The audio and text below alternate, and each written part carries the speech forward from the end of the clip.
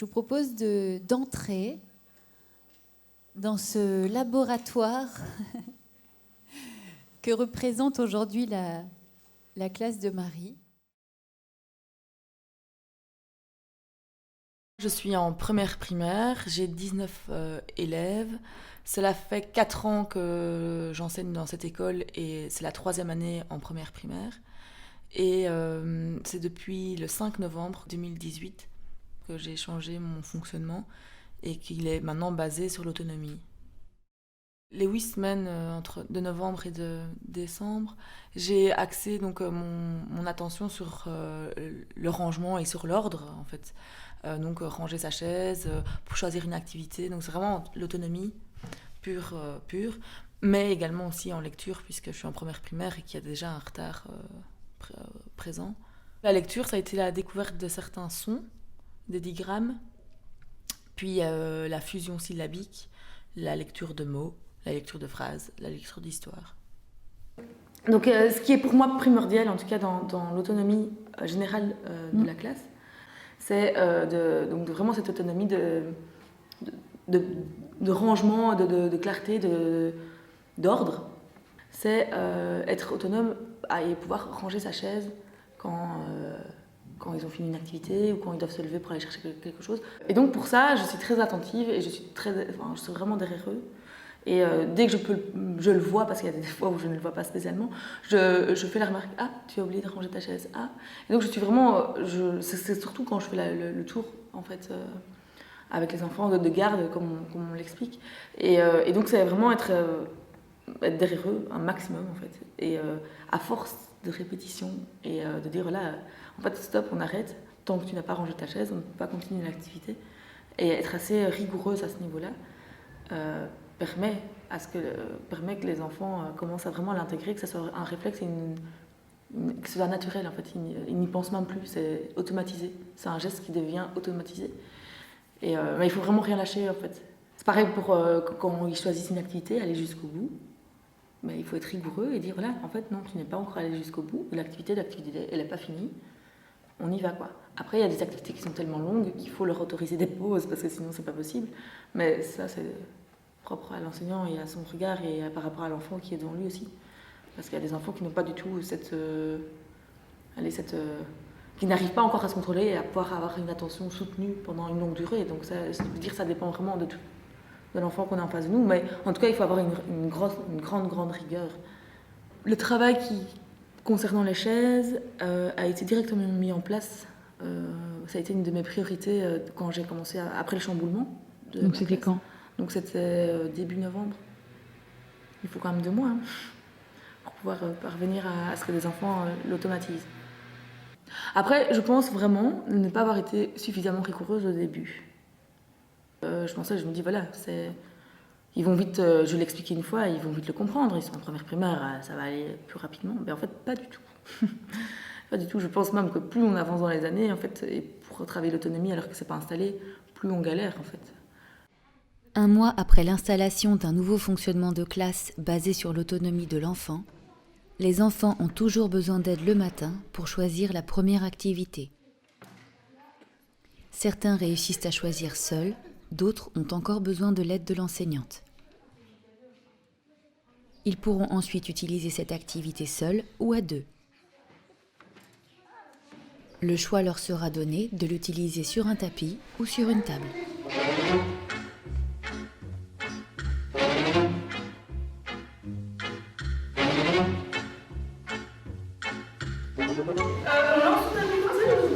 Tu déposes peut-être ton cadeau sur le côté.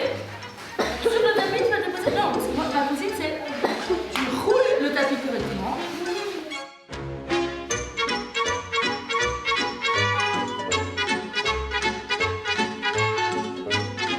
Tu peux aller tourner là-bas. On prend les gens.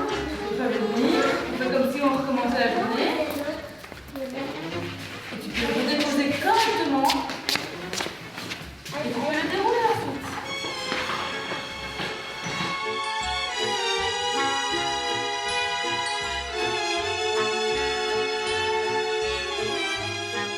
Le premier mois, l'enseignante ne s'est pas installée ou très rarement avec un enfant en individuel. Elle était affairée à introduire les règles de base de l'autonomie pendant que les enfants utilisaient des activités qu'ils connaissaient déjà. Puzzle, jeux de construction, etc.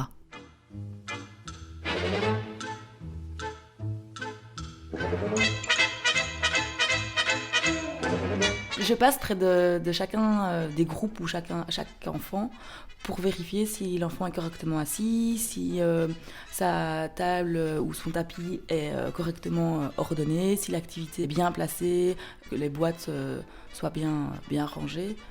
Quand c'est sur tapis, c'est très important que la boîte soit bien rangée, enfin bien remboîtée et sur le côté du tapis pour ne pas qu'elle soit écrasée par d'autres enfants qui marchent dans la classe. C'est aussi important qu'elle soit mise de cette façon sur une table, car soit elle risque de tomber, soit c'est aussi, ça n'est pas logique pour eux que ça soit fait sur un tapis et pas pour l'autre. Donc pour que l'autonomie soit encore plus développée, et plus rapidement développée, c'est la même consigne va pour le tapis et pour la table.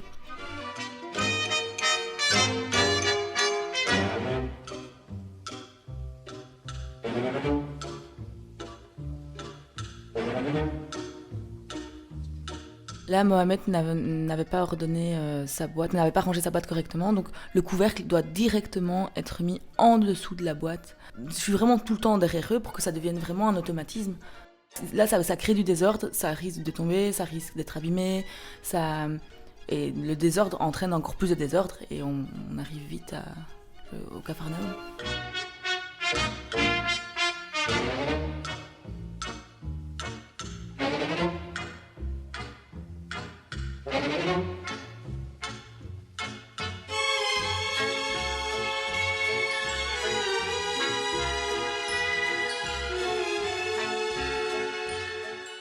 Même pour un jeu qui semble simple et connu de tous, on remarque en fait que les enfants n'y jouent pas correctement. Donc la première chose que j'ai dû leur dire, c'était qu'ils étaient mal assis. J'ai dû expliquer donc la règle de on retourne une carte, on la montre à tous en étant déposée sur la table, et quand tout le monde l'a vue, on la remet correctement au même endroit. Pendant que j'installe l'autonomie avec les jeux qui sont proposés en classe, chaque jour j'écris une phrase au tableau et ils doivent l'écrire dans leur cahier. Ils ont la journée pour le faire. Ils ne sont pas obligés de le faire directement. Ça peut être en fin de journée, mais ça doit être fait.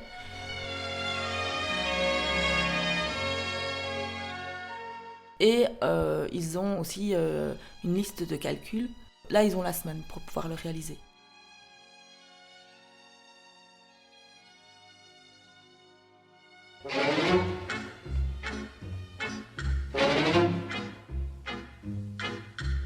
Les enfants se déconcentrent tellement vite que je suis obligée de revenir toutes les 5 minutes près d'eux parce que dès que je pars, ils travaillent un petit peu et puis après ça devient le bazar, ils font des roues, ils dansent.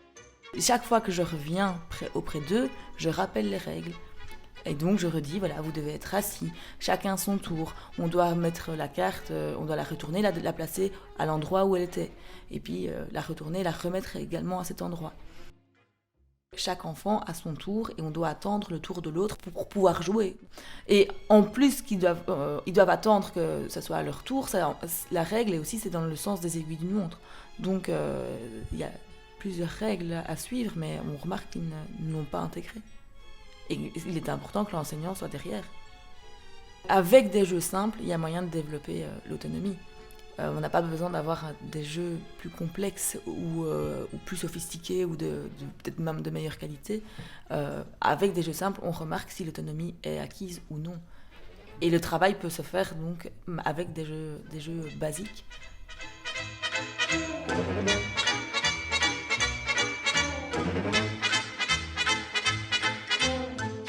Dans la majorité des cas, expliquer les règles aux enfants, même de manière assurée et répétitive, peut se révéler inutile. Les enfants n'intègrent pas les règles en les entendant, ils les intègrent en les vivant.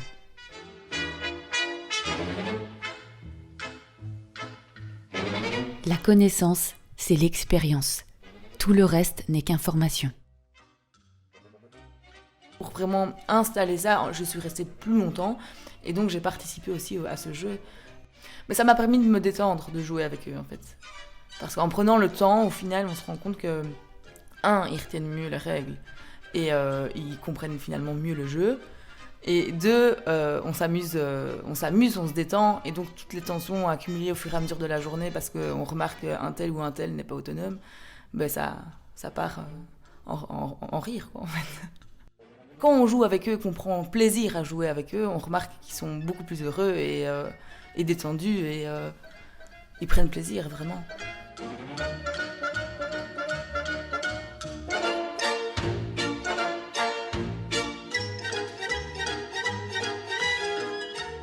Comme quoi il est important en fait de s'octroyer au minimum, par journée je pense, des moments vraiment de détente avec eux, de jeu.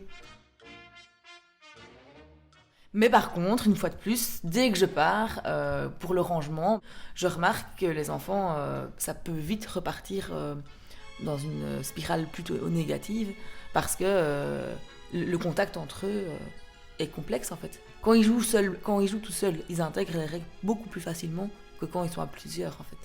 Parce qu'ils sont à des stades différents de l'autonomie.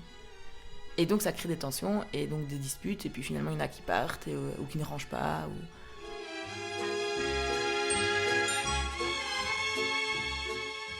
Donc ce puzzle de 350 pièces est un puzzle très complexe, qui demande beaucoup d'implication et de concentration. Et au final, donc, je les aide, je joue avec eux, pareil que pour les autres jeux, et au final, dès que je pars, c'est pareil. Ils écrasent les pièces, là je vois qu'ils courent dessus, qu'ils sautent dessus. Mais je remarque aussi qu'il y en a un qui est concentré. Et ça fait plaisir. Ma métamine. L'importance du rôle de l'adulte est vraiment d'être présent. Donc laisser un moment de battement, entre guillemets, c'est-à-dire où l'enseignant part, observe au loin ce qui se passe, prendre distance à certains moments et observer, c'est très très important. Revenir et de remettre le cadre, repartir, remettre le cadre, pour qu'à un moment donné, ça soit vraiment automatisé. L'autonomie n'est pas du tout installée dans ma classe. Il n'y a rien d'autre à faire que ça à l'heure actuelle, puisque c'est la base. Enfin, je veux dire, on ne peut pas construire quelque chose alors que la base n'est pas présente.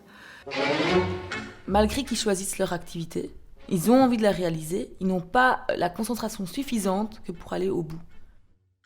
C'est surtout sur ça que je vais devoir être attentive et je vais devoir travailler avec eux, vraiment ce côté-là, parce que sans attention ou sans concentration, il est impossible de travailler les fondamentaux ou quoi que ce soit. Donc c'est vraiment la base qui n'est pas du tout acquise. Et je travaille ça en étant derrière eux, en remarquant et en les obligeant. Je vois que tu n'as plus envie, mais tu vas jusqu'au bout. Et vraiment les aider aussi, pas simplement faire ce constat, mais travailler avec eux pour qu'ils puissent parvenir et se sentir fiers finalement. Et plus il y aura de la fierté parce qu'ils ont fait des choses complexes, plus ils seront motivés aussi, et plus l'attention va se développer.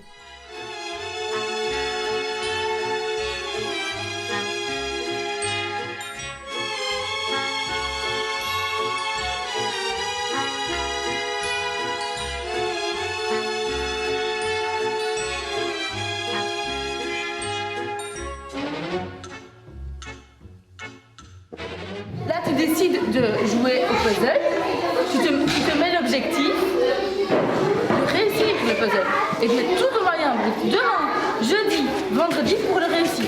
Quand vendredi, on rangera toute la classe parce que ce sera la fin de la semaine, le puzzle il devrait avoir été terminé. C'est bien compris? T'as compris? Est-ce qu'il y a d'autres enfants qui veulent participer à ce défi? Vous 4? Oui. Donc Mohamed, tu te mets à cette activité-là pour vendredi. Mariam, tu te mets à cette activité-là. Vendredi, enfin, Kadi et Yasmine. T'es d'accord ou pas? Ou t'es à la moitié d'accord? Oui. Donc ça veut dire que peut-être que vous pourrez faire des petites pauses, ça je peux comprendre. Mais vendredi, en fin de journée, moi je vais avoir le puzzle terminé. Et vous êtes à 4 pour le faire, pas d'autres enfants en plus. Si vous avez besoin, je suis là. Je ne serai pas tout le temps disponible. Mohamed, il a déjà fait le puzzle. Donc il sait qu'on doit commencer par où, Mohamed?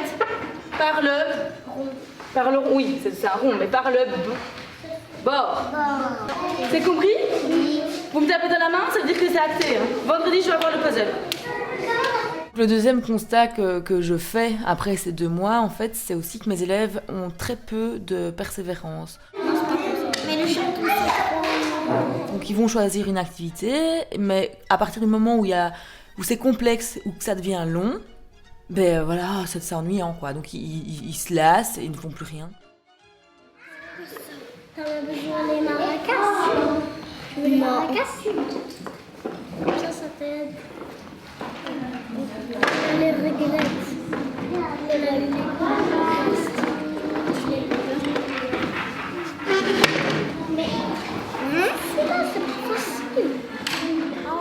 Ne parvenant pas à persévérer et à aller au-delà d'une difficulté apparente, certains enfants finissent par distraire leurs camarades qui, eux, tentent de la surmonter.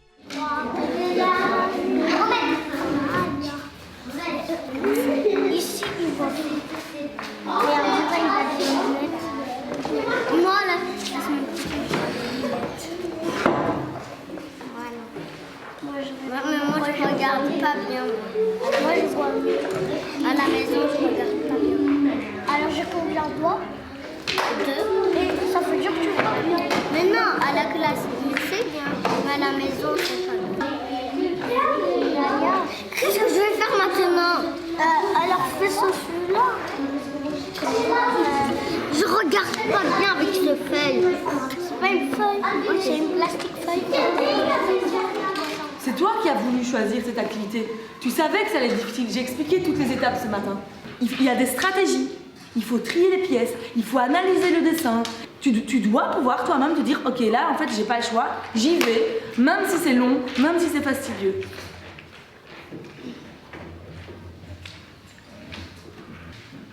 Il faut que tu arrives à te concentrer, à t'obliger, en fait.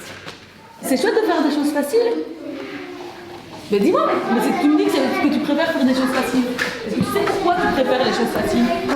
J'arrête pas de faire vite et je termine. Ah, mais t'aimes bien que ce soit vite. T'aimes bien que les choses soient vite faites, comme ça t'as vite terminé, tu peux changer. Oui. J'ai fait des puzzles comme ça, mais ça m'empêche. J'ai pas compris. J'aimerais faire des puzzles comme ça, mais ça m'empêche. Ça t'empêche? Qu'est-ce qui t'empêche? Ça t'embête ou ça t'empêche? Ça m'embête. Qu'est-ce que je pourrais faire moi? Ou qu'est-ce que les copains pourraient faire? Ou qu'est-ce que pour que tu parviennes à réussir ce puzzle, mais en aimant un peu plus? Les copains, des copines qui m'aident. Donc pour toi c'est important d'avoir des copains. Ici tu as Zainab. Est-ce que ça te satisfait d'avoir Zainab et Bader pour t'aider? Oui? Tu as besoin de quelqu'un d'autre encore? Non. Donc juste à vous 3. Il y a les mêmes. Et ça. Oui, mais on a fait un puzzle ça. Il est comment ce travail, ce puzzle? Super bien. Super.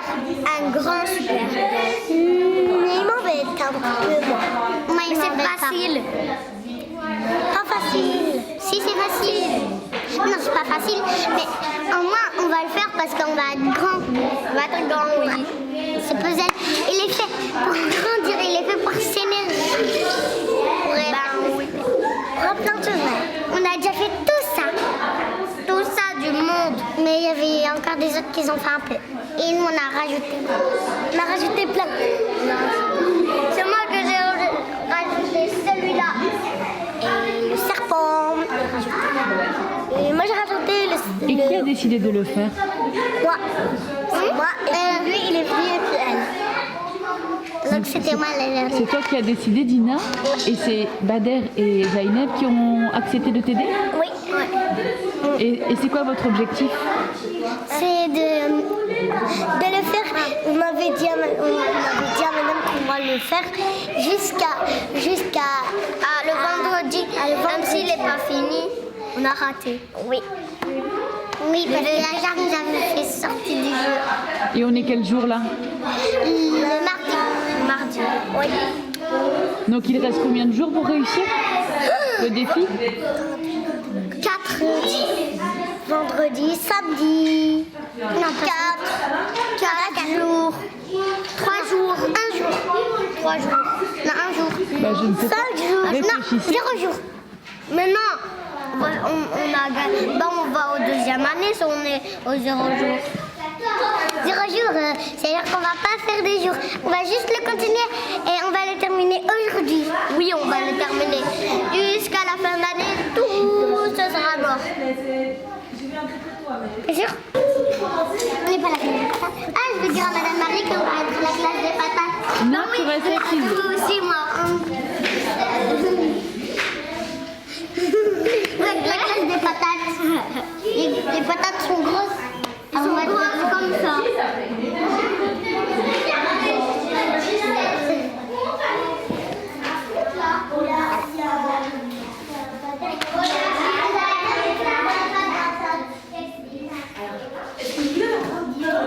Mais moi, rien.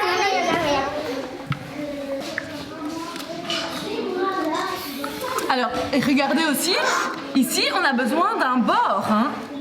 Madame, un bord? Ça va être où, ça? Ah, là-bas. C'est pas loin. Moi, oui, vous pouvez partir, s'il vous plaît. Mais non, on a besoin de lumière. On attend, madame. Alors, vous pouvez juste reculer un peu beaucoup. Mais d'abord, on attend madame quand on vient. Il y a un bateau. Il y a un petit soldat. Il y a un bateau. Il y a un bateau qui est en train de faire quoi? De couler. Regardez s'il n'y a pas un bateau avec un soldat qui coule.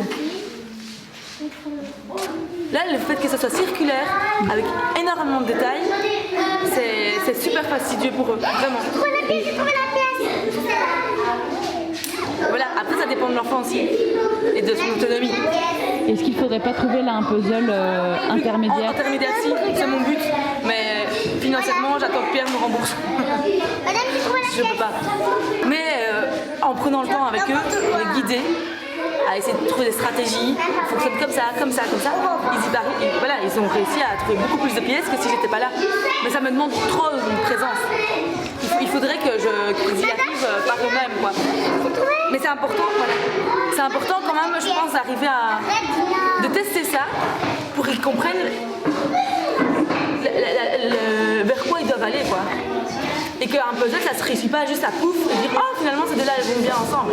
C'est une analyse, ce sont des stratégies. Et pour des petits élèves comme celle-ci, c'est très important. Et elle se rend compte, mais elle l'expliquait tout à l'heure. Le problème de notre société, je pense que c'est vraiment le problème de notre société, c'est qu'on veut aller toujours trop vite. Pour les puzzles, les calculs, je vais arriver. J'ai pris du temps avec vous. Maintenant, je vous demande de faire d'attendre. J'ai trouvé.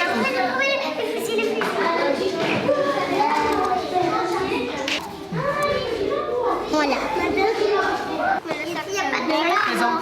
D'avoir beaucoup de... Avec Amine, il m'a tout cassé. Eh ben, tu recommences tout avec Amine. Alors, je vois que Yasmine, elle a vraiment du mal à attendre que tu l'interroges. Hein. Elle te met la main sur l'épaule, mais... Tout le temps. Elle parle, hein. Elle parle. L'autonomie n'est pas du tout installée chez cet élève. Du tout.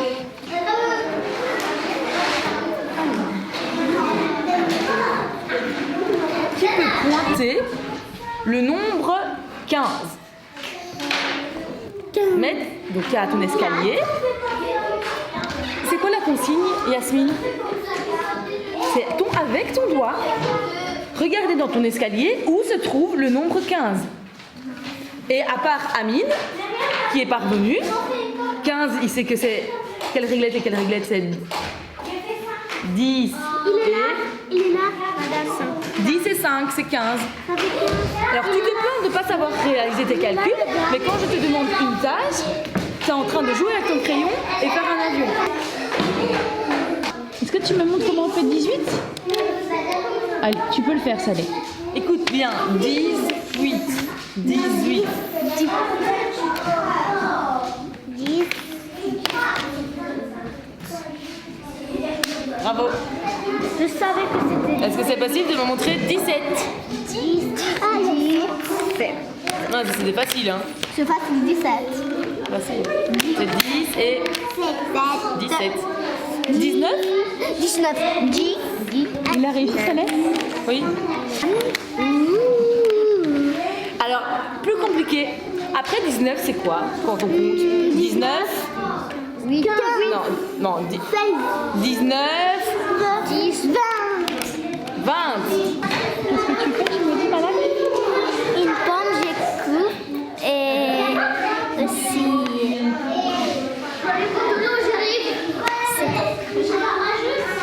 Est-ce que tu aimes bien découper les pommes? Est-ce que tu aimes les pommes? Tu t'étais fixé quoi comme objectif? Le puzzle de 350 pièces. Et tu as arrêté pour faire un petit puzzle ultra facile de 50 pièces. Tu peux aller le ranger et aller aider les filles. Vas-y.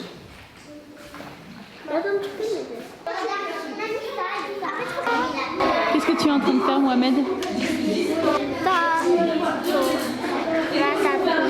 Tu fais du foot? Ratatouille. Tu fais de la ratatouille?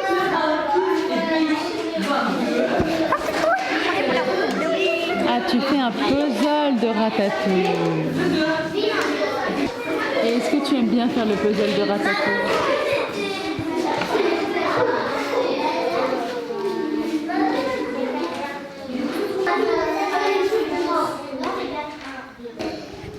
Qu'est-ce qu'ils sont en train de faire, Marie, là, les enfants là? Ils sont en train de découper les fruits qu'on reçoit tous les jeudis, pouvoir faire une petite salade mais juste avec deux fruits pour qu'on puisse les déguster cet après-midi. Ok. Et donc là, ils n'ont pas encore terminé, c'est ça? Non, ils n'ont pas terminé. Il y a encore plusieurs fruits qui n'ont pas été découpés.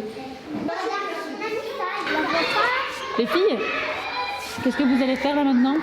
On va mettre nos chaussures. Et après? On va aller à la cour. Et on va jouer à la cour. À touche-touche ou à cache-cache? Ok. On va jouer à touche-touche là, c'est... Non, à cache-cache. Non. Après, touche-touche. D'accord. Salade de fruits. Salade de fruits. Est-ce que tu aimes les fruits? Oui. Tu aimes tous les fruits? Oui. Mais il y a des fruits que j'aime pas, par contre. Comme quoi? Je sais pas, moi, il y a des fruits que j'aime pas. Bah lesquels? Des fruits pourris. Je peux prendre une seconde à Jade? Je peux prendre une seconde à Jade? Ta chaise? Oui.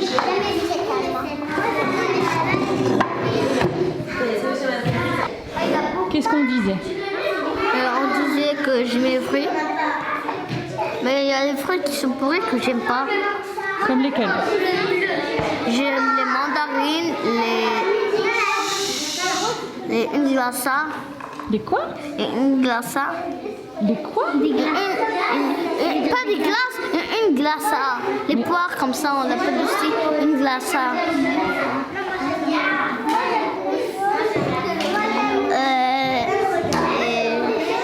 Et les bananes. Ça, ce sont les fruits que tu aimes ou que tu n'aimes pas, les bananes? C'est les fruits que j'aime.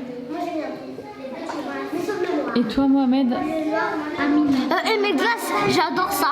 Mais après, je bois Oui, de la les soupe. glaces, est-ce que ce sont des fruits, les glaces? Non, mais parfois je mange des glaces, après je mange de la soupe. Parce que les glaces, c'est pas bien. Oui, mais là, ça l'est. On parle de fruits, là. Moi, je pose juste une question. Comment? Je pose qu'une question. Je mange une glace, après, je bois une soupe. Tu manges une glace et ensuite tu prends une soupe? Ben oui, parce que les glaces, c'est pas bien trop. Parce que? C'est pas bien trop. Je n'entends pas. Tu peux parler plus fort? C'est parce que c'est pas bien beaucoup de glace. J'ai mangé beaucoup de glace, après j'ai mangé de la soupe. J'ai bu de la soupe. Oui. Et toi, Mohamed, qu'est-ce que tu aimes comme fruit, Loulou? Les pommes? Reste droit, reste droit. Chad.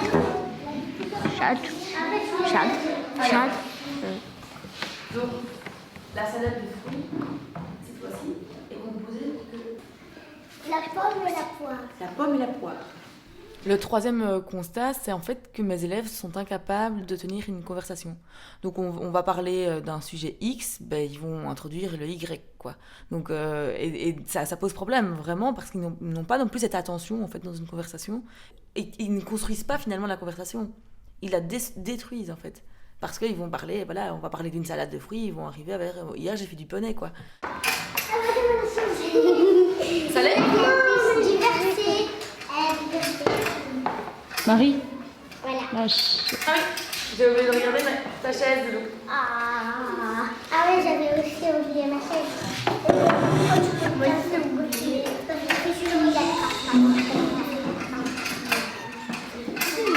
Allez, on reprend. C'est difficile de choisir, hein? Choisir un bol avec des fruits où il y a quasi tous les mêmes choses. Vous savez pas que c'est un exercice en soi?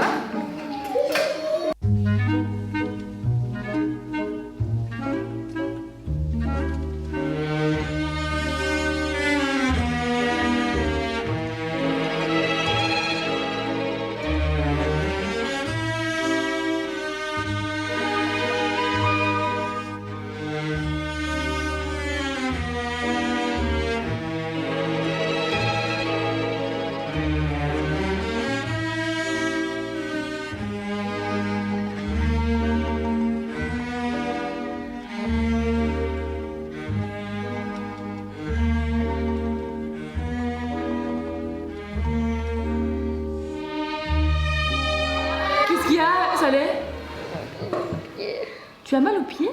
Parce qu'on m'a écrasé. Quand? En la récréation? Non, maintenant. Quelqu'un s'est levé et t'a écrasé le pied. Mais non, parce que vous voulez prendre une fois. Et vous mais. J'ai pas compris. Tu peux articuler un peu plus? La madame voulait filmer, ce qui rigole et elle m'a écrasé le pied. Pardon. Madame Céline. C'est Madame Céline. Donc c'est pas il y a quelqu'un, c'est Madame Céline qui t'a écrasé sans que... Elle pleure, Madame Céline. Et donc, qu'est-ce qu'il faut lui dire? Il dire ah bah tu m'as écrasé le pied, ça me fait mal. D'accord? Est-ce que tu veux qu'on le passe sous l'eau? Je vais te rencontrer la fois. Mon frère m'a fait comme ça. Mon frère m'a fait comme ça. Et t'as fait ça quand? Ça, c'est des gestes qu'on peut pas faire. Hein. Aujourd'hui, mais il a essayé de t'étrangler. non, parce que moi j'avais dit à ma soeur, il faudrait que vous le téléphone. Et après, il m'a fait comme ça, mon père. Et après, j'ai crié parce que j'avais Ton mal. père a fait ça comme ça ou ton Non, frère? non, c'est mon frère qui m'a fait comme ça. Bah ouais, mais ça, il y a beaucoup de violence quand même. Hein. D'accord? Et maintenant, ton orteil, ça va mieux? Il m'a tourné la tête. Il m'a tourné la tête. Et après j'ai crié parce que j'avais mal. J'ai eu mal là, partout. Ouais, et ton orteil, ça va mieux? Ça va passer? Oui, C'est une petite douleur? Oui, Ça va alors? Il est parti. Non, mais là, t'es en train d'expliquer toute une chose qui n'a plus rien à voir avec ton orteil. T'expliques toutes les douleurs que t'as déjà eues dans ta vie. D'accord? Donc là, on va se recentrer et on va continuer l'activité. D'accord? Tu veux me dire quelque chose, Saleh?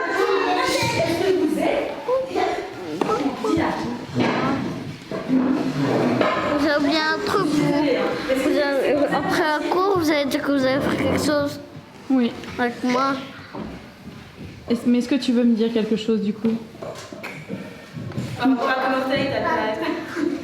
Qu'est-ce que tu vas dire à Madame Céline? Tu viens me dire que Madame Céline t'a fait mal à ton orteil, mais t'oses pas lui dire? Tu peux lui dire, hein? Elle va pas te manger. Qu'est-ce que tu pourrais lui dire à Madame Céline? Il a peur que Madame Céline va se fâcher sur lui. Mais non! Allez, tu m'as écrasé l'orteil, Madame Céline, et ça m'a fait mal. Dis-lui. Il a peur. Ose le dire. Mais retire ça, Loulou. Là, c'est du cinéma là que tu es en train de faire. Allez, dis-lui. Tu m'as écrasé l'orteil et ça m'a fait mal. Tu m'as écrasé l'orteil, ça m'a fait mal. Voilà. Je suis désolée, Saleh. Je n'avais pas senti que c'était ton pied. Je suis désolée. Vous croyez que c'était la terre? Ben moi, j'ai fait comme ça.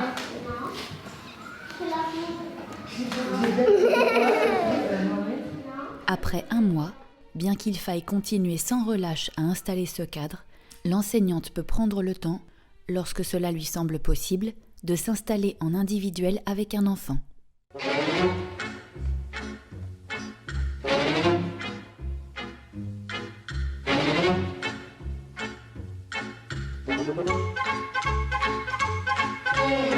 Tu fais quoi comme activité toi, Yasmine? C'est quoi ça? Le puzzle, À combien de pièces? 300. 350 pièces. Et tu l'as commencé quand? Tu viens de le commencer maintenant? Oui. Et tu me demandes quoi maintenant? Je veux faire une pause. Elle veut faire une pause alors qu'elle vient de commencer. Est-ce que tu as vraiment envie de faire l'activité? Ou tu es arrivé comme par hasard sur cette activité-là? Yacine, tu dois apprendre, quand on choisit une activité, à aller jusqu'au bout. Donc là, je suis désolée, mais je suis obligée de te dire non.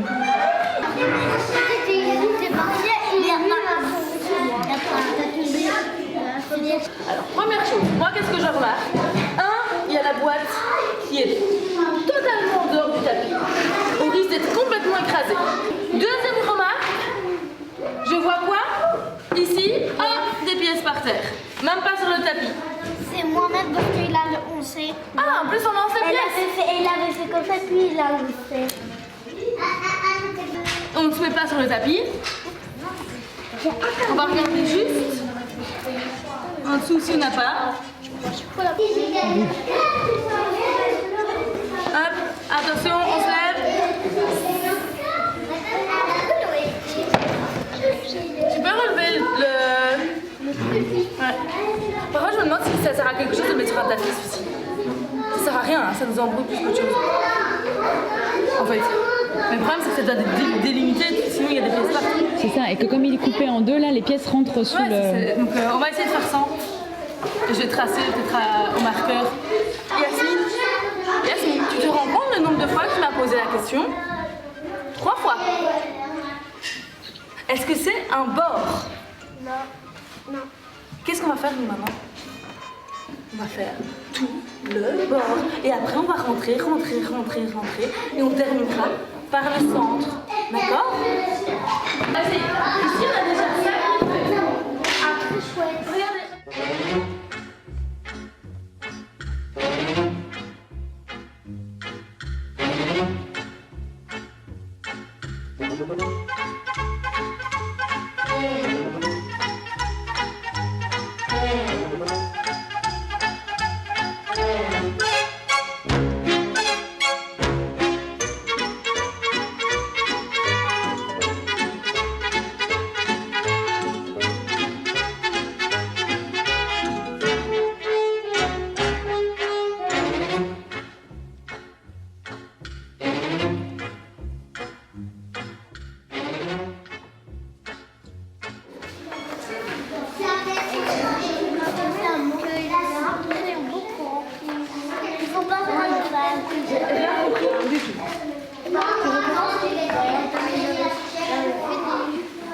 Tu recommences et tu essaies d'appliquer pour des phrases.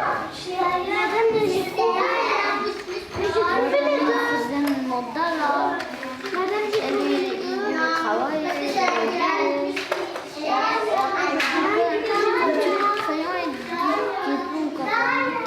J'ai rien compris à ton histoire.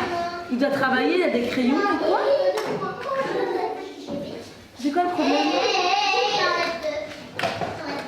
Est-ce que tu veux bien essayer de me dire une phrase qui a du sens, c'est-à-dire qui est construite correctement? Là, tu m'expliques un récit, tu travaillais, moi, avec la gamine travaillait, il y avait des crayons et c'est plus mon copain. Madame, Qu'est-ce qui s'est passé? C'est quoi le problème? Qu'est-ce qui... j'ai trouvé Tu peux deux aussi m'expliquer correctement en faisant des belles phrases? Allez.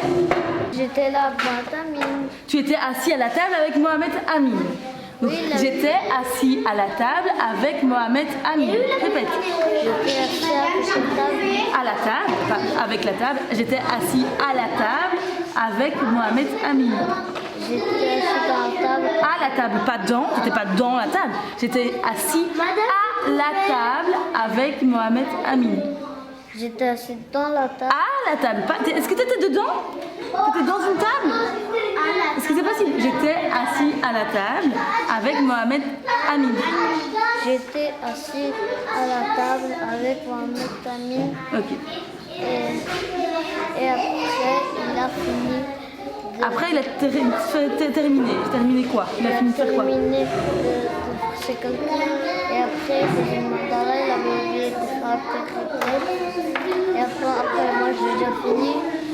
Donc, il a fait ses calculs, il était au mandala, et toi, tu as remarqué qu'il n'avait pas fait ses calculs avec ses réglettes. C'est ça? non, parce qu'il s'est trompé maintenant, il savait qu'il a fait le truc. Et ben alors il a recherché son carrière, après il a pris ses lettres. Ouais. Vous avez travaillé avec vos réglettes, super.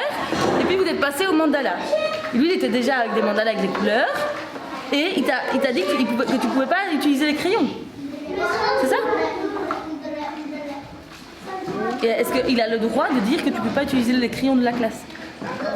Donc tu vas lui dire simplement, écoute, les crayons ils sont à la classe, tu peux les utiliser comme moi aussi je peux les utiliser.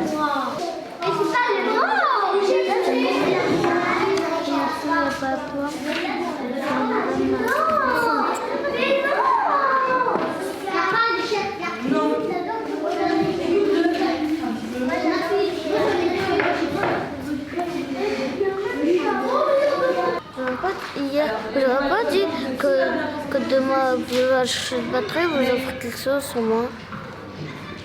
Je n'ai pas compris ça. Hier, vous avez dit que vous n'avez pas de batterie. Tu veux qu'on le fasse comme ça? Ils sont parvenus à être, les enfants qui sont le plus autonomes dans ma classe sont les meilleurs lecteurs et les meilleurs mathématiciens, je veux dire. C'est eux qui ils commencent à lire des albums alors que c'est souvent, dans ma classe, ou en tout cas dans notre école, ce n'est pas quelque chose de courant, même pas du tout, puisque c'était quelque chose qui était développé plutôt fin d'année scolaire. Donc c'était souvent au mois de mai, avril, mai, juin, qu'on abordait les albums et qu'ils lisaient des albums. Puis, par rapport à notre école, après. Et donc, du coup, moi, j'ai de l'avance à ce niveau-là, avec certains. Et ces élèves qui parviennent à lire des albums et qui sont motivés, et qui ont envie d'apprendre, qui ont envie de grandir, qui ont envie de tout connaître, en fait, sont les enfants qui sont le plus autonomes. Donc, comme quoi, je pense qu'il n'y a pas de hasard et que l'autonomie est la base.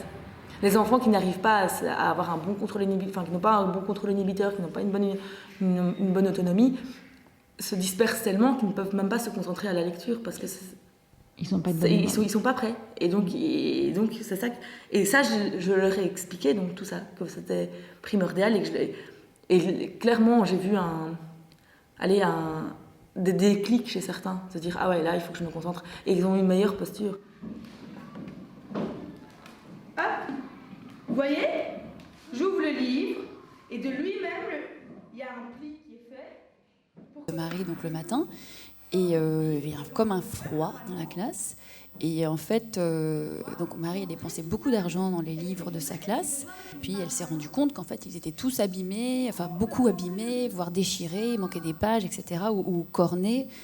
Et donc, ça l'a forcément, évidemment, beaucoup affecté, parce que c'est de l'investissement, pas que financier, c'est généreux de sa part. Et puis, quand elle a découvert tout ça, eh bien, ils ont passé la matinée, de 8h30 jusqu'à 11h30.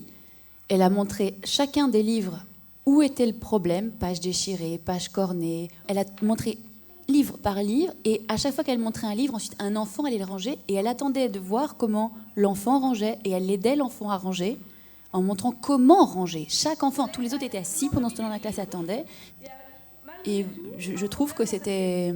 Ça paraît un peu rude comme ça, mais je vous assure que l'après-midi, ils ne se sont pas du tout comportés comme la veille. Il y a quelque chose chez eux qui s'est posé véritablement. Ils faisaient les choses beaucoup plus en conscience.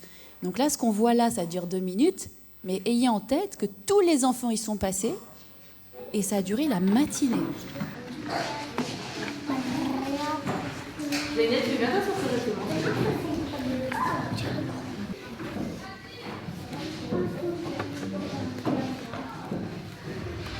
Tu as reçu des livres dont un fait partie d'une collection. Une collection, ça veut dire qu'il y a plusieurs livres de la même...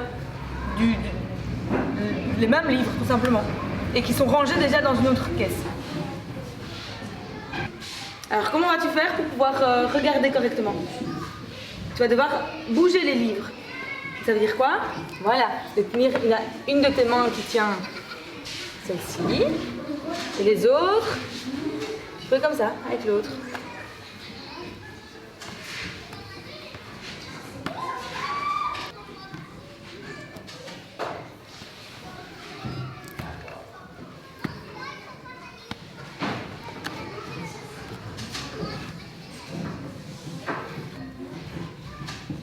Est-ce que tu as vu un livre que tu as remis ici? Oui ou non? Donc tu dois remettre tous les livres correctement comme ils étaient mis.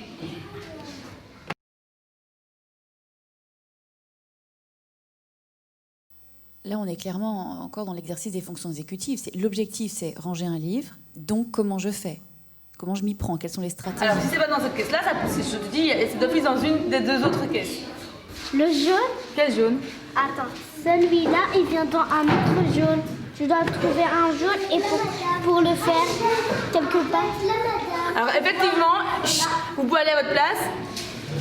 Effectivement, c'est ce livre-là qui n'est pas dans la bonne caisse. Il n'était pas Donc là. ça veut dire qu'il n'est pas dans cette caisse-ci. Est-ce qu'il est dans cette caisse-là? Non. Et où se trouve la dernière caisse? Là-bas. Il est à ta place. Super, de nous avoir aidé, Yasmine. Donc quand on fait quelque chose, on va jusqu'au bout. Même si ça demande beaucoup d'énergie, beaucoup de concentration et que c'est pas toujours la chose la plus chouette. On va jusqu'au bout. Point.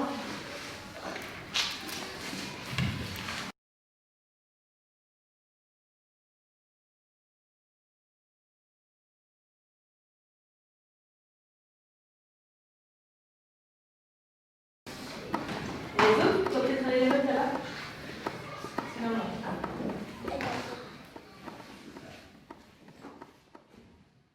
Est-ce que vous pouvez simplement vous lever et analyser cette armoire avec les chaussures? Qu'est-ce qui se passe? Qu'est-ce qui ne va pas? Ajar? Est-ce qu'il y a toutes les chaussures qui sont par terre? Non. Qui a oublié de mettre correctement ses chaussures? Juste pour information, certains des enfants qui ont oublié ont su me répondre à la porte ici quand je vous ai ouvert et me dire ce qu'il fallait faire.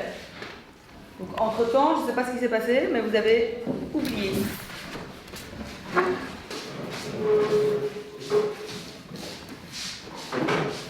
Hop, voilà, hop. Amine, bien les ranger.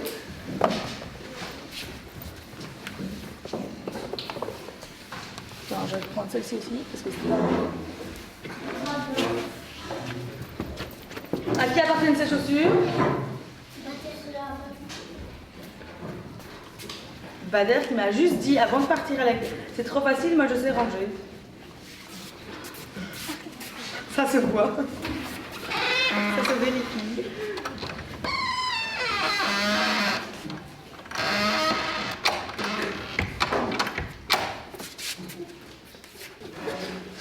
Ah, on attend Bader est fini. Il n'arrive pas bien à mettre. Qu'est-ce qui se passe, Bader? Ça va pas? Parce que, hop, tu les mettais comme ça, à l'envers. Voilà, pour ne pas abîmer, salir les autres chaussures. Elle les retourne ou pas? C'est mieux. Regarde, retourne-les. Regarde. Quand il y en a qui sont déjà mises, tu dois juste les retourner et mettre une grande partie dans le fond. Voilà. Attends, le livre. Ta chaise, Zainab, ta chaise. Ah bah ouais. C'est pas comme ça qu'on range, hein. Désolée, parce que moi je vais te voir.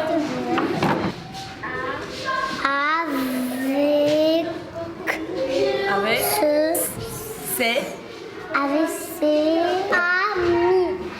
Petit poisson blanc joue avec ses amis. Madame, parce que ça fait Madame O-I, ça fait wa. oui, ça fait wa. Parce que là, c'est un A. Bien sûr.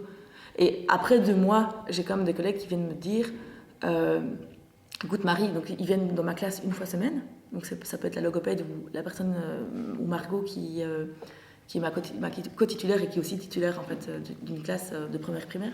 Elles viennent, elles me disent écoute Marie, il y a une maturité dans ta classe qui s'est installée assez importante. Et effectivement, moi qui suis en permanence là, ben, je ne perçois pas toujours. Je vois une évolution, mais je la vois pas comme des personnes qui viennent ponctuellement en fait. Et donc voilà, elles me disent oui, il y a une maturité, il y a une autre posture, même les enfants sont plus grands, mieux avec eux-mêmes, moins dispersés corporellement aussi. Parce qu'il y a des enfants qui étaient c'était des petites marionnettes quoi. Et là, maintenant, il s'ancre et voilà, ça évolue. Mais comme quoi, c'est la base, c'est très important. Il y a pas d'autre. Mais pour les enseignants qui paniquent ou qui prennent le manque de matériel comme la cause principale de la difficulté que les enfants se développent, je pense clairement que c'est erroné. Le matériel n'est pas une excuse de se dire ok, ça fonctionne pas dans ma classe en fait. Voilà, il y a un problème dans la classe, l'autonomie n'est pas installée, mais comment je peux faire pour les aider davantage, sans parler de matériel. Le matériel, c'est à part. Le matériel permettra par après à développer toutes les choses fondamentales, mais si l'autonomie n'est pas là, que ce soit un matériel Montessori, que ce soit un jeu Smart Games ou que ce soit un puzzle, le but, c'est qu'il soit autonome. Et comment devenir autonome? C'est choisir, être capable de choisir l'activité, être capable de la ranger, avant de la ranger, être capable d'aller jusqu'au bout. Et ça, peu importe le matériel qu'on a devant soi, on est capable ils doivent parvenir à avoir ces automatismes. Et donc, le matériel n'a aucun intérêt pour moi. Enfin, si en plus il est extraordinaire, tant mieux, c'est une chance. Mais voilà, les enseignants ne doivent pas s'arrêter à cette peur de je manque de matériel, donc c'est normal que je n'y arrive pas. Non, c'est nous d'abord. Hein. Donc il y a plein d'écoles dans le monde où il n'y a pas de matériel, où il n'y a pas tout ce qu'on a, ou même nous on souffre entre guillemets de manque de matériel, alors qu'il y a des écoles où il n'y a rien et ces élèves arrivent à apprendre et à être autonomes. Donc Amine, qui ne savait pas me parler, qui ne savait pas répondre à mes questions, qui était en décrochage scolaire, je veux dire, il n'y a pas d'autre terme. Moi, je pensais qu'il allait finir dans le spécialisé, cet enfant-là, malheureusement. Et j'étais pas la seule à le penser. Donc, toutes les personnes qui ont pu accompagner cet enfant avaient ce même constat. Et cet enfant-là, il a remarqué que j'accompagnais certains enfants de manière naturelle. Parce que, en fait, il venait, j'ai envie de lire, est-ce que tu peux m'aider? Ben voilà, et je prenais le temps de prendre vraiment le temps, une après-midi parfois entière pour un enfant, et à lire, et il voyait la joie que ça procurait chez ses enfants, et jusqu'au jour où il arrivait près de moi en disant voilà, je veux lire. Et j'ai pris le temps. Et il était tellement passionné, tellement content de voir qu'il y arrivait, c'était tous les jours. Et donc, j'ai pris Amine tous les jours, pendant plusieurs semaines, parce que il arrivait le matin, je veux lire, je veux lire. Et c'était d'office avec moi. Parce qu'il a ce besoin d'être soutenu, d'être guidé, d'être élevé, parce qu'il y a un manque de confiance en lui, et il y en a plein d'autres enfants qui ont ce manque de confiance. Et si nous, on ne prend pas le temps... et alors, je dis individuellement, mais c'était rare quand c'était individuellement. Parce qu'il y avait des enfants qui venaient me poser des questions, ils posaient la main, et au final, qu'est-ce qui se passait? Ils regardaient l'activité, et ils disaient « Ah, je savais pas que c'était un L, ça !» Ah, et puis « Ah, si Amine ne savait pas le son d'une lettre, moi je peux te le dire. » Ça, c'est un... Ah, tu peux répéter, c'est vrai, elle a raison. Et au final, ça en groupe.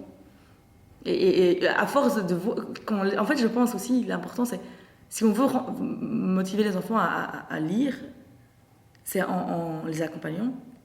Et donc, en fait, les enfants vont voir qu'on prend le temps, qu'on prend de la joie. Les autres qui ne sont pas dans l'activité, ils vont dire « Ah, moi aussi !» Et donc, il y a d'abord ce côté humain qui va être important pour eux. Parce que s'il n'y a pas ce côté humain, s'il n'y a pas ils vont pas spontanément dire ok, moi je veux lire, ciao. Enfin, non, c'est parce que malheureusement c'est pas naturel chez eux. Pendant des années ils n'ont pas lu, ils ne lisent pas à la maison, ils n'ont pas de livre à la maison. On doit forcer le naturel. Et comment le forcer le naturel? En les accompagnant et en ayant une posture bienveillante dans l'amour et dans la joie, dans le plaisir, dans les rires, voilà.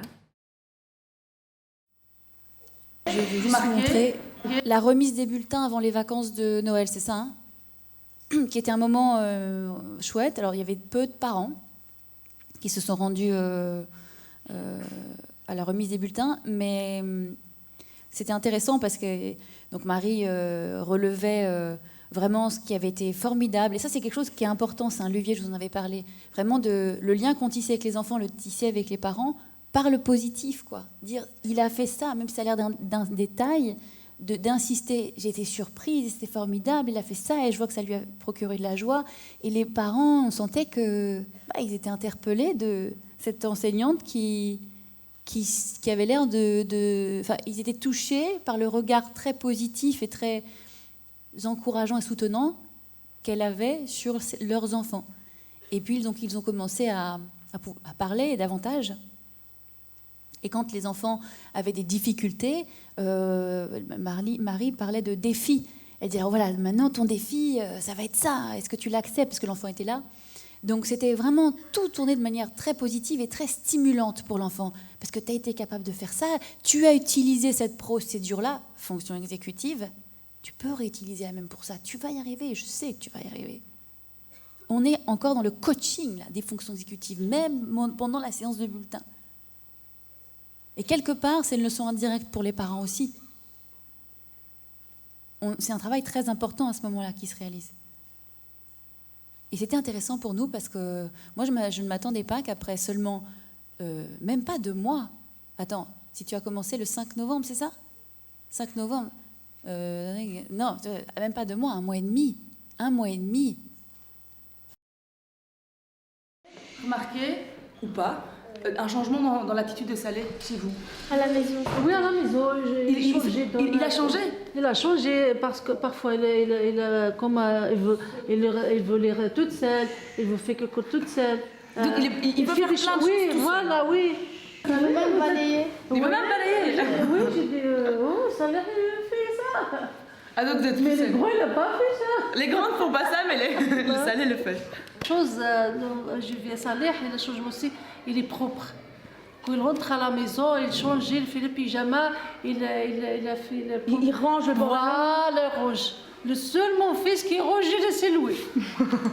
J'ai dit, enfin, j'ai un garçon qui est bien. C'est un curieux, quoi. Il ne peut pas rester dormir et dire oh non, je n'ai pas envie d'aller à l'école aujourd'hui, chose qu'il me faisait de temps en temps en maternelle. Là, vraiment, il aime bien. Il le dit lui-même, j'aime bien l'école. Ah, mais c'est génial. Voilà. Ah, c'est la base, hein? Ouais, voilà. Même le week-end, là, il attend vite le week-end et puis il me dit il reste remettre dodo pour l'école lundi. Et il adore l'école, en fait, il aime bien l'école.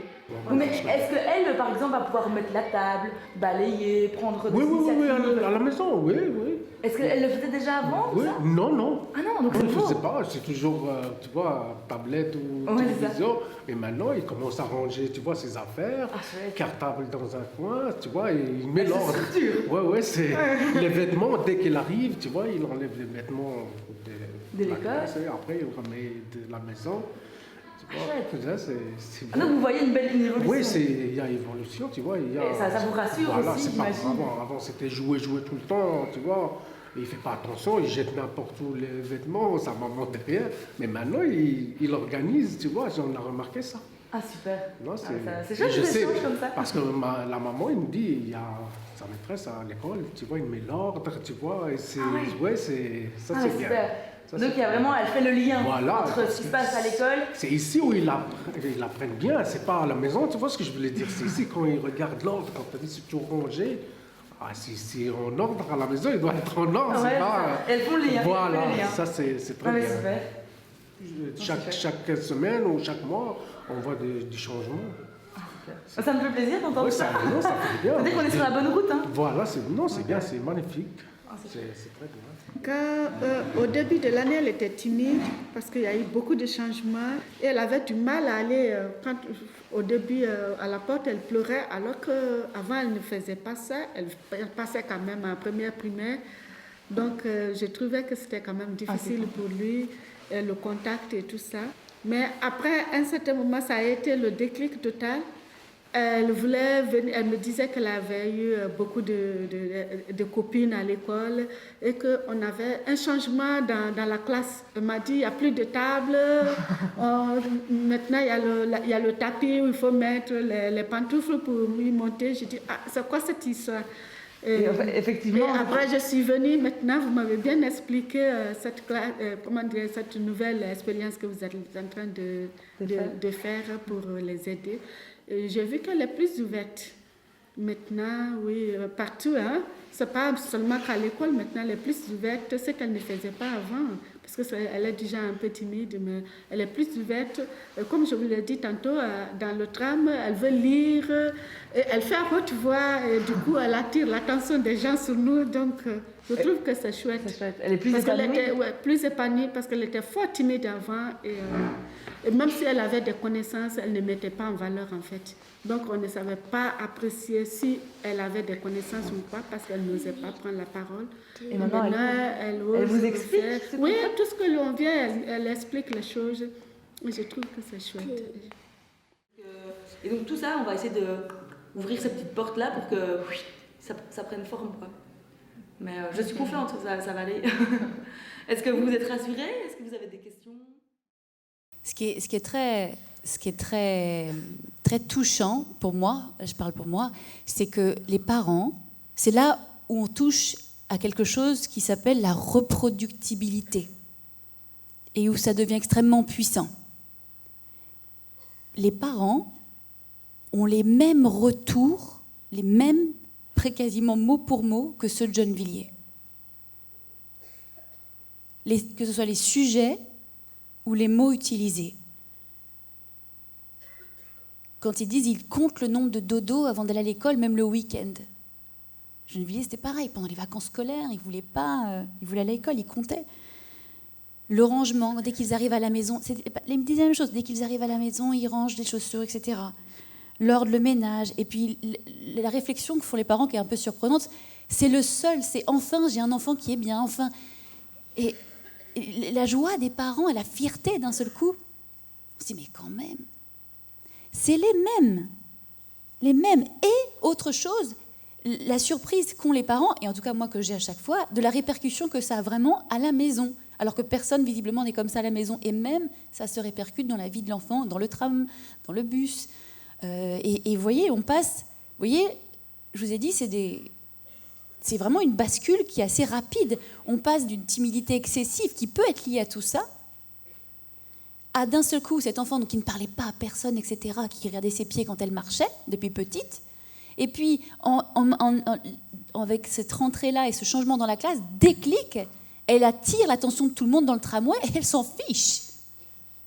Parce que ce qui l'intéresse, c'est son objectif. Elle veut lire. Elle oublie le reste. Donc là, il y a quelque chose de très très puissant qui est en train de se passer dans la classe de Marie, de très très fort. Très très très fort. Mais je pense que ce n'est pas que dans la classe de Marie. Ce qui se passe, c'est que dans la classe, je filme. Là, moi, j'ai attrapé avec les images ce que disaient les parents. Mais je suis certaine que si je faisais... Qui s'est lancé comme ça dans l'autonomie maintenant, ça y est, dans sa classe? Je suis certaine que si on allait filmer, il faut juste tendre bien l'oreille, poser les questions. Allez chercher ça quand le lien est créé avec les parents. Ils vont commencer à vous dire ces choses-là. Et c'est important parce que vous, ça va vous nourrir. Ok, en fait, ce que je fais, ça a vraiment de l'impact. Parce qu'ils ne le disent pas forcément. Ils ne vont pas le dire naturellement. Hein. L'entretien pourrait se passer sans qu'ils le disent, les parents. Mais si jamais vous leur dites, et sinon, comme ça, hein, est-ce que vous avez remarqué des changements? Ah oui, dit-on, qu'est-ce que... Voilà, ça, allez chercher ça, quand même. Souvent, on me pose la question, mais c'était comment les débuts à Gennevilliers? Et comment vous faisiez? On ne vous voit jamais sur les vidéos. Ça va 2 minutes de voir les enfants, un enfant face caméra. Mais vous, comment vous étiez? Qu'est-ce que vous faisiez? Et comment vous gériez tous les enfants? Et tatati et tatata. Alors merci Marie pour le cadeau que tu me fais, parce que vraiment, je pense que s'il y avait une caméra, j'ai l'impression d'avoir un double là, vous voyez? J'étais comme ça. J'étais comme ça. Avec ces moments où on est dur, un peu rigide parfois, mais après on ajuste et puis on est dans plus de douceur et on se laisse aller et on joue un peu avec eux. Puis après on voit que on se laisse, comment dire, on est surpris par un événement. On se dit mais c'est quand même pas possible, ils en sont là et hop, on resserre à nouveau. Et puis après on relâche un petit peu jusqu'à un moment donné et ça va arriver. Tu vas voir Marie, tu vas trouver ta vitesse de croisière et ce point d'équilibre dans la posture avec les enfants où ensemble vous allez la trouver. Ça va juste être magnifique, mais pour l'instant vous êtes encore en train de chercher ça.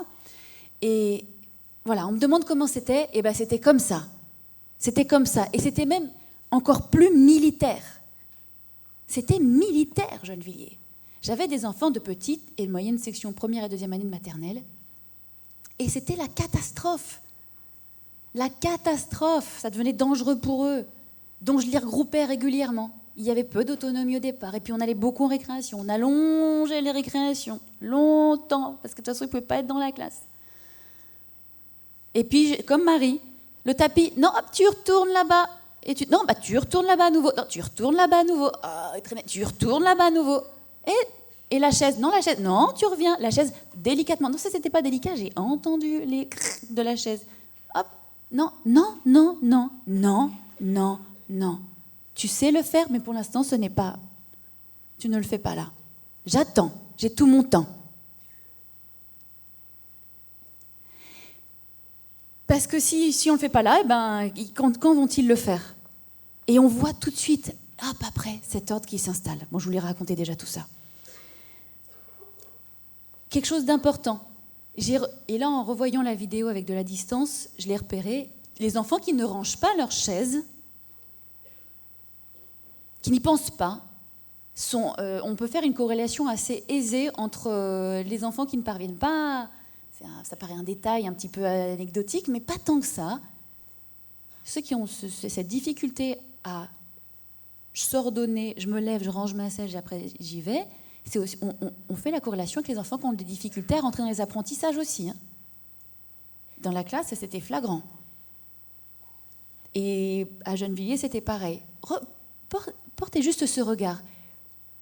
Parce qu'on aurait tendance à dire « Oh, ta chaise !» Et puis, le prendre comme juste quelque chose qui nous dérange, mais il faudrait qu'on le note en observation. Ok, il en est encore là, ou elle en est encore là.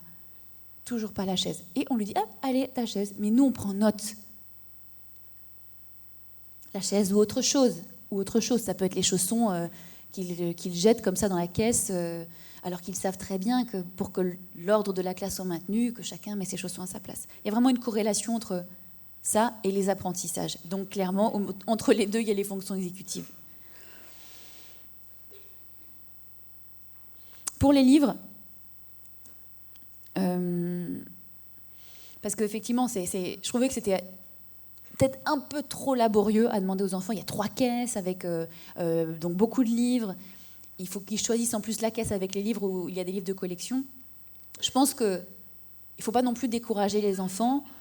Marie, on en reparlera, mais je pense qu'il faudrait peut-être réduire la quantité de livres. Et effectivement, s'il y a des collections, les collections, les mettre par caisse. Parce que moi-même, si on va me donner un livre, là, je me suis dit, mais je me mets à la place de l'enfant, je crois que je n'aurais pas la patience d'aller regarder dans toutes les caisses, quelle est la collection, en sachant qu'il y en a qui sont désordonnées.